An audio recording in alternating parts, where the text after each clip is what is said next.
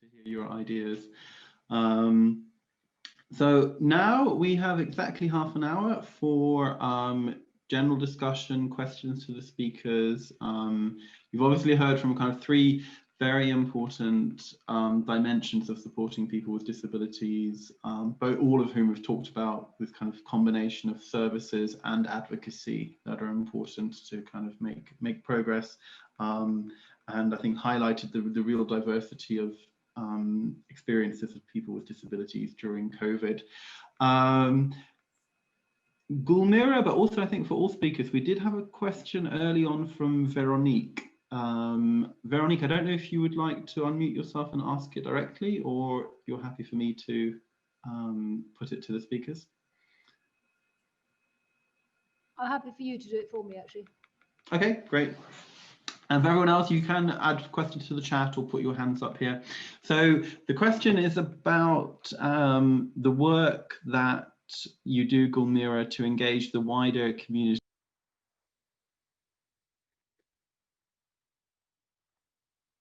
Your organization and the people that you work with. So kind of, could you speak a little bit about kind of programs you have about educating the public, and if something has happened in relation to COVID about that? And I think that would be great also for Anna and for Maia as well. We conduct various awareness-raising campaigns, and together with Professor of Helsinki University, Hisayuka Tsui, we developed a training module for students, social workers to be, and we conducted such trainings, and our training module was incorporated into the university curriculum as a separate discipline or a separate subject. And today, for example, in the morning, we offered this training for the in-service training course for doctors, medical doctors, and the Ministry of Public Health also incorporated this module as part of their in-service trainings for medical doctors. So for them to appreciate the needs of people with disability, particularly adjusting their approaches to men and women with disabilities, to their patients. And here we showed it to them that a person with disability is not always a patient. It's just a person who can be very meaningful, can make a very meaningful contribution to the society. We also cooperate with the German GIZ technical assistance program, or rather institution. And a week or a month ago, we went to the most remote region of Kyrgyzstan, offering a training for public authorities of the local self-government so that they could change their attitudes. And we also included parents of children with disabilities. So we brought them together so that they could find common ground and better understanding of the people with disabilities and needs. So, our training modules have been actually in demand, and some international organizations are now incorporating this module in their training programs. In the social media, we also post a lot of various publications, and we plan to offer online training programs for the communities with different topics. Does it answer your question, Veronique? Yes, it does. Yeah, no, it definitely does. I mean, I've witnessed firsthand what Gulmira does, and it's fantastic. But I feel there's a lack of knowledge in the general public, and it's not an antipathy to helping disabled people. It's just an ignorance, and I think that's common across Central Asia. And I think that's what needs to be changed. It's not so much what people do, but it's this awareness of what is going on behind closed doors. But yes, no, it does. And Gulmira, as we know, well done with all the work you're doing. So maybe Maia? Yes. Well, I can add some other well, methods, what we're using. Actually, the very simple one is talking about yourself, talking, sharing your personal story, real story, emotional story. I mean, because we are not numbers, we are not diagnosis, we are persons. So it's difficult to talking about yourself, especially about the problems what you are facing in everyday life. But who is encouraged to do? We are encouraging ourselves to talk about and speak about everyday life challenges. And that is very important because usually it's taboo and no one wants to talk about the problems or wonderful achievements. And we started talking and it's changed many things. And of course, after that, we are using techniques and amplify our voices using documentaries, using Facebook stories, using different communication techniques. And we are trying to be very professional in that. And we found that it helps us a lot. And also experience and playing like role model. It's wonderful because when you are going to school, for example, and fighting for your child everyday life, then people around you are changing and some others see you and wants to do the same. And so those three things, and you have to be very creative, especially if you are doing some advocacy things and if you want to change something. In that case, we might be very specific regarding what are our target audience, and we are trying to be just creative and finding new ways to showing us as a people, ordinary people.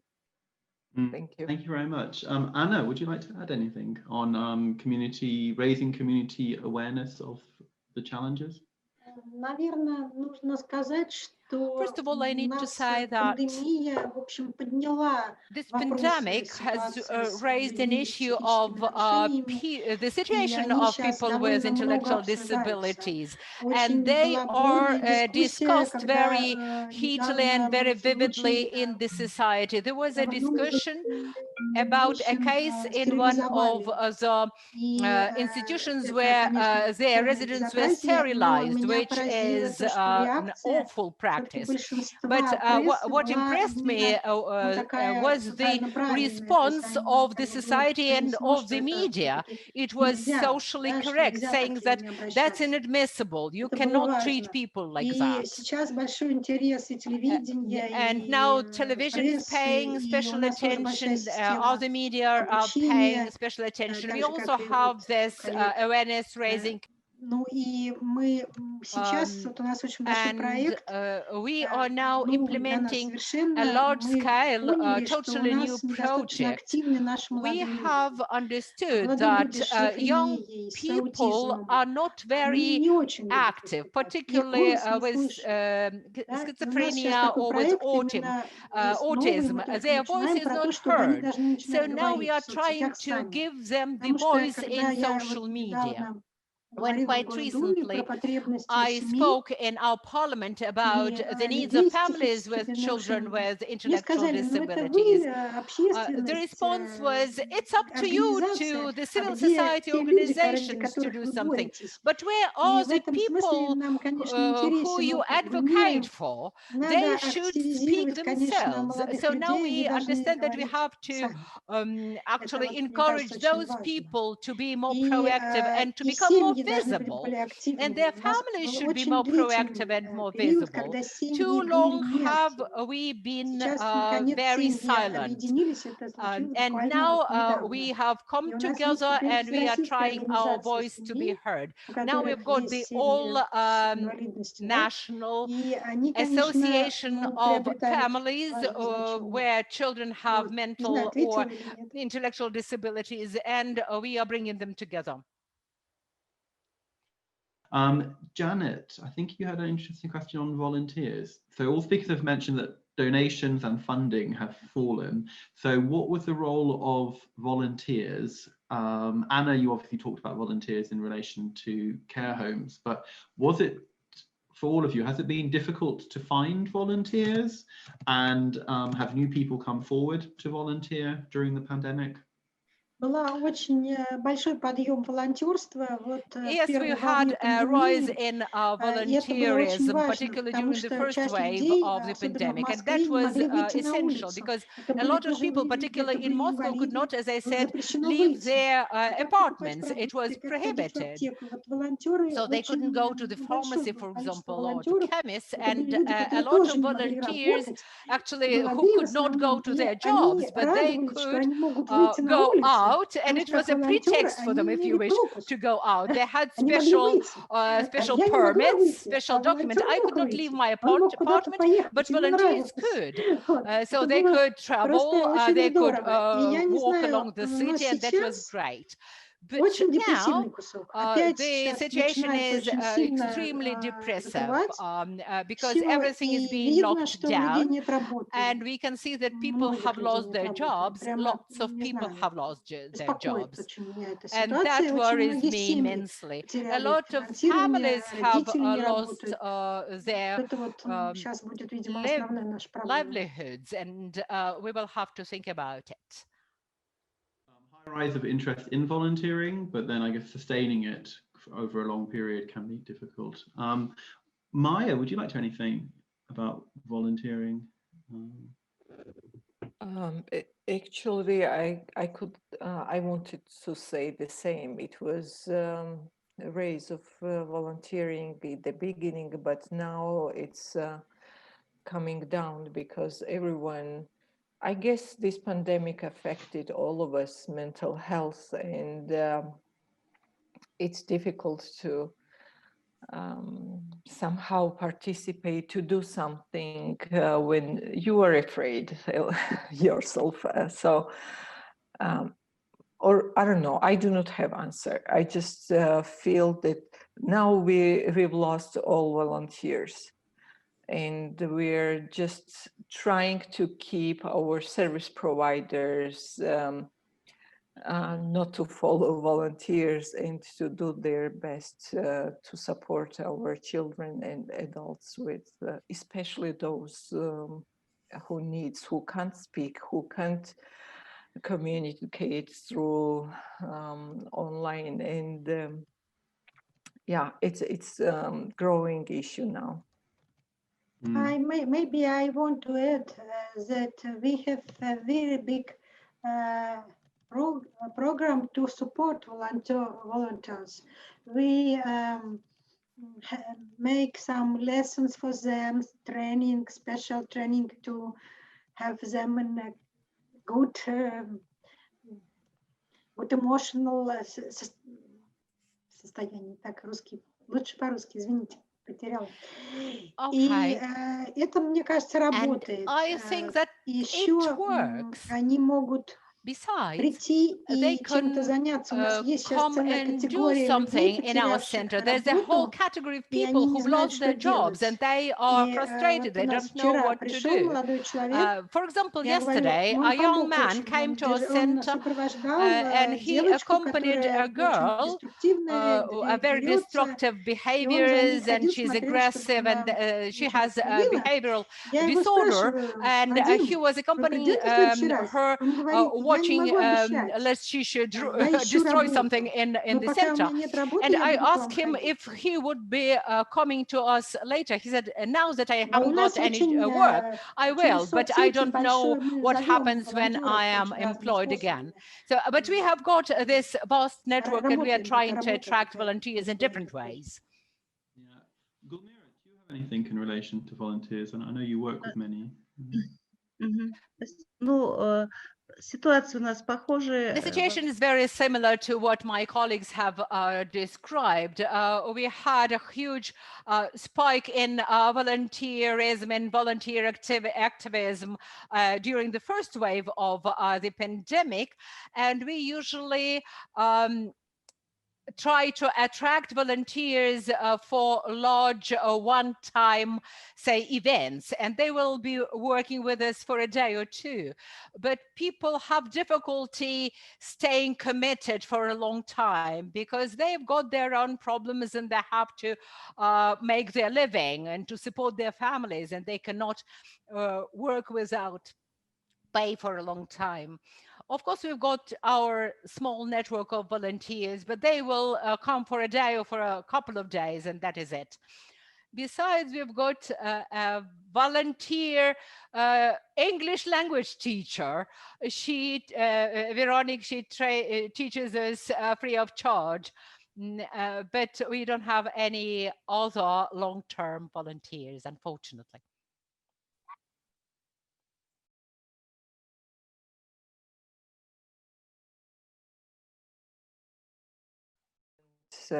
Life skills. We developed a personal assistant service, and it was very not new. It was new service and not very popular. We were always looking for people who would love to work as an assistant. And after volunteers disappeared, we got lots of referral and response of our vacancies working as a personal assistant. And now maybe because of this, that many people lost their jobs, they are looking for jobs, and now I guess those who wanted before and worked as a volunteer now would love to get payment for the same type of work, and it's natural, and because everyone needs something to live on. Great, thank you very much. Looking down the chat, I can see a very good question from Joventine asking about, so Joventine, I don't know if you want to ask it yourself or you'd like me to give it to the speakers.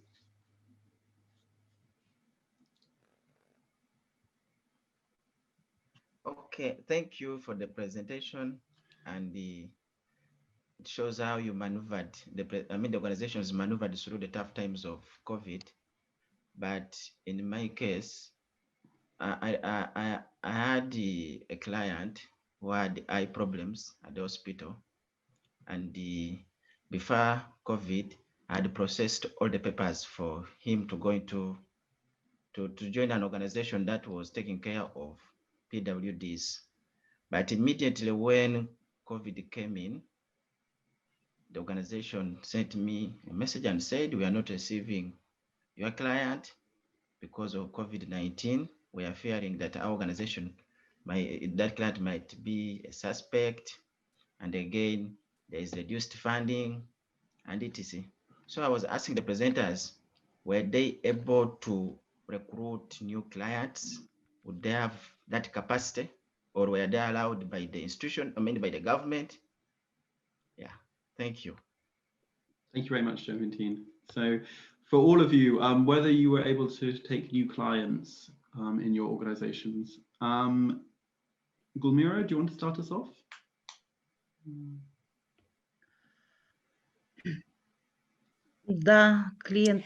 Yes, we do get new clients. We have new clients at the training courses, and we are planning to expand our peer-to-peer consultations. We can get some new people there. But now that the travel is limited between different or amongst different regions of the country, we cannot get any new clients from the southern regions of the country, but we get new clients from the capital city and from the suburbs. And we are now thinking of how to implement some new projects that we planned well in advance. And we are on the eve of the new lockdown, unfortunately. Thank you, Gulmira. Maia, I guess we'll...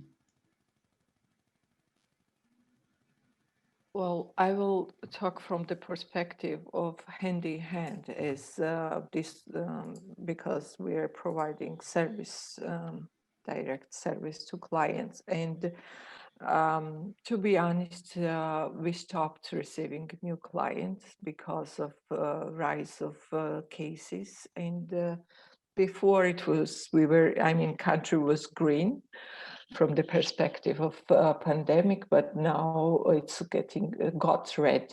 So every day is a huge number of cases, and hospitals there is no beds in hospitals anymore.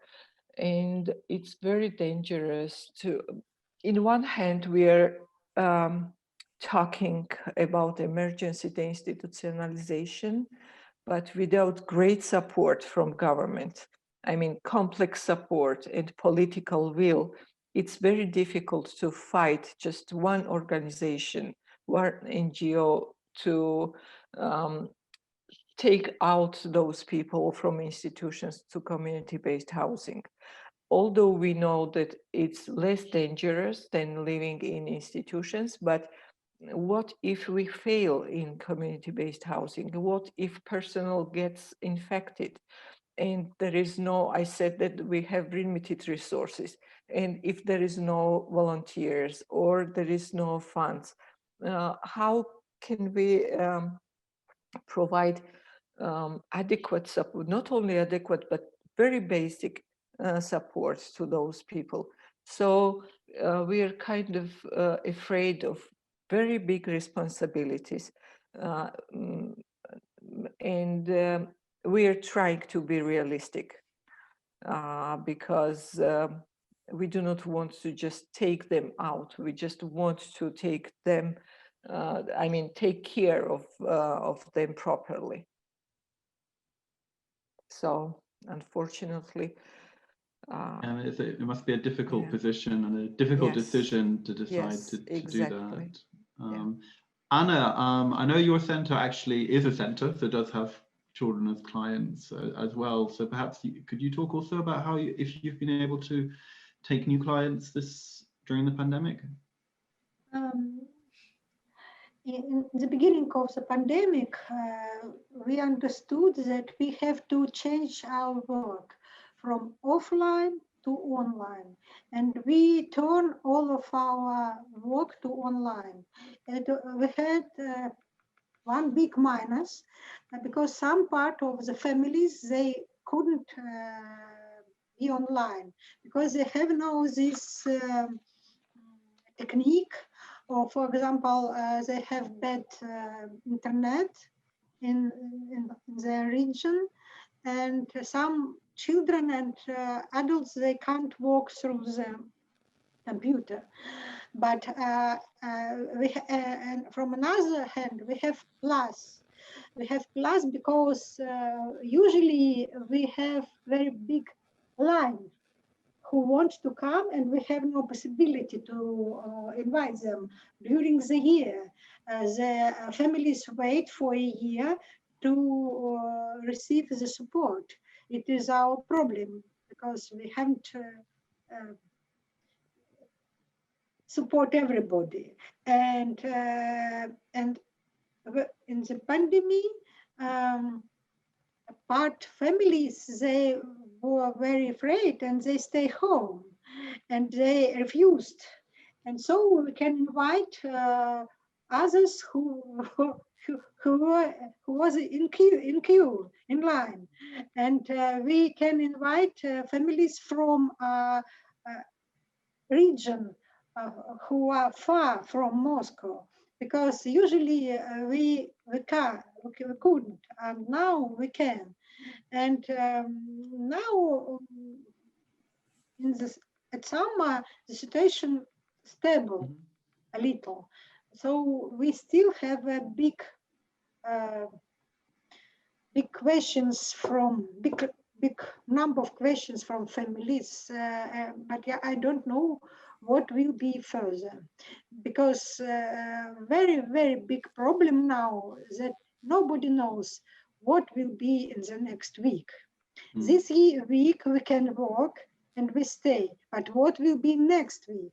And part families are ill, part staff are partly ill, but we try to stay. I don't know what we can further. Yeah, so maybe this, Anna, you raised a very good point about not really knowing what the future will bring. Maybe we could just round off by speakers talking about what are they currently planning for the future, or how are they approaching this idea of what is your organization going to do, or are you just at the moment working in the present, because that's at least clear. Maia, would you like to start us off about future plans? Yes, first of all, right now we're thinking about organizing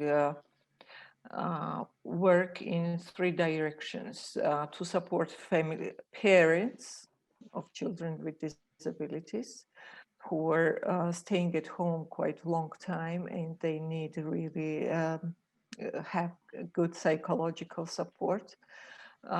Next, maybe if I say so, clients of our work would be children with severe developmental and behavior challenges, and we really want to organize, develop model of the service, outreach service, and children and adults can get there at homes with, of course, all safety requests. And we are also thinking, encouraging collaboration between schools, families, and to do something includes those people, children with severe developmental delay, in online education platform. Even maybe for 5 minutes, just say hello to their peers. So we want to prepare for the worst scenario, not opening pretty soon. So we're getting ready for this. I don't know how we're gonna do that, how to find funds, what would be models for those projects, but we are thinking, and we have some ideas, so we'll see. Excellent planning, excellent ideas. Anna, do you want to say about what your center will be thinking about for the future? We try to diversify our activities online. We will try our best to stay offline too, for some families, for some person. We see that it's very important, and maybe we will try to move some work at homes, because some families, they stay at home, they're afraid to go somewhere, and maybe they can invite somebody who will come regularly. This is the first, and another is to support all parts of the all participants of the process, not only children and adult young men, but the families too. For example, yesterday we saw that we have lessons for children, but their parents, they're very, very sad. And we see that one mother cried, and they feel themselves very, very, very, very, very low emotional situation. And we proposed to them that next time we will prepare some food together, some meals, maybe cooking together, and it will be a little fun and support for families. And almost answer me in chat that, oh yes, we will prepare the cakes for children. It was some fun and some understanding future. I think that everybody of us needs some little hope, yes, in future. And I think that we have to give this hope to our children and their families. It is our adopt. Great, very positive way to try and frame what we're going through. And Gulmira, last word from you about future, Ravensto's future planning. Ой, ну, все-таки я немного... It's hard to say. I am optimistic, and I hope that the situation will improve gradually. We will continue working. We will be working along those lines that I've mentioned before. But if we do face a lockdown and if the situation exacerbates, we will actually migrate online. We can offer consultations, peer-to-peer consultations online, via telephone, via Skype, for example, or via Zoom. Then trainings in copywriting, in languages, in cooking, whichever. So it's part of our plans. We've got huge plans. I'm sure that we will persist with our activities, trying to achieve our mission and actually implementing our tasks. Thank you very much. So all of you, I hope that was interesting. We've heard about fantastic practice and adjusting to kind of very complicated times with very diverse population group. And you'll have kind of heard the range of issues from supporting people living in institutions, which we know is a major feature of life for people with disabilities in the Eastern Europe, Central Asia, Caucasus area, to getting into the community, whether that's supporting families, supporting people to live on their own. COVID pandemic has changed the real context of work of NGOs and the lives of people with disabilities. Thank you very much for your contributions in chats. I can see people have been exchanging and reflecting. So this was the first of 3 seminars that the BEARS Trust is organising. So if you are interested, next week's seminar is looking at support for migrant workers in the region, both in terms of kind of livelihoods, but also obviously access to health services and NGOs' role in fighting discrimination towards migrant workers. So kind of a very important question in the region. The final seminar in 2 weeks is looking at innovative practices during COVID. You're all very welcome to join. Those of you who can't make it, there will be videos available and a report will be made from each webinar, so that will also be available to provide a kind of resource space.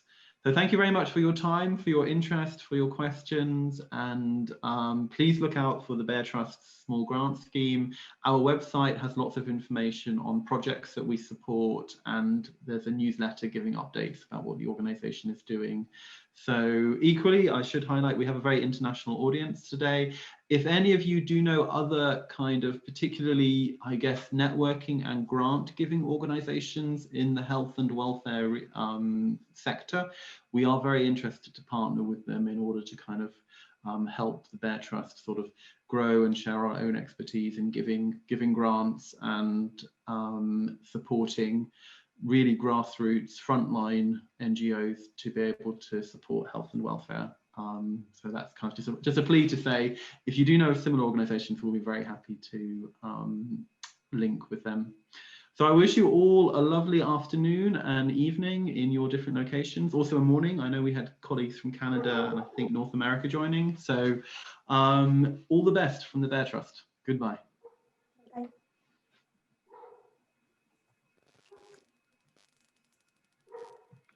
Bye. Bye. Thank you very much, Anna and Maya and Gulmira. You're really fantastic presentations. Thank you. Thank you.